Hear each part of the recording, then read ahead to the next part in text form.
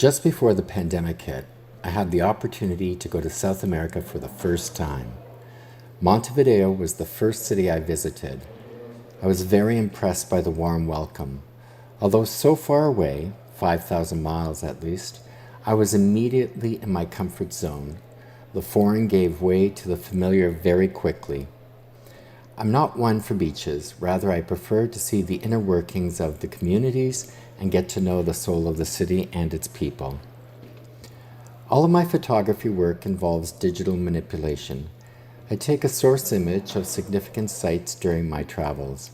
Then I work with the color scheme and composition that I suspect may produce the desired end image.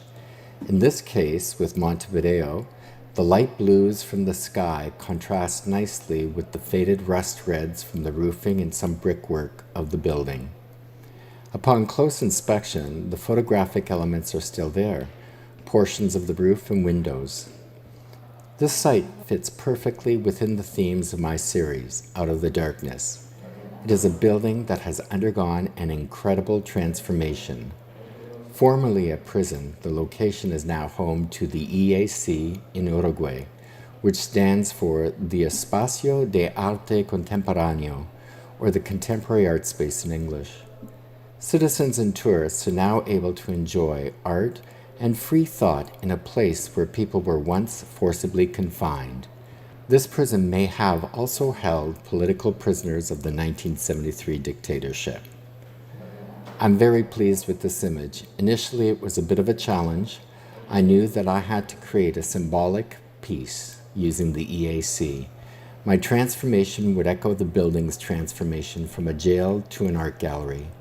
Since the EAC has maintained the original facade of the prison, I was hard-pressed to find elements that would work with my style.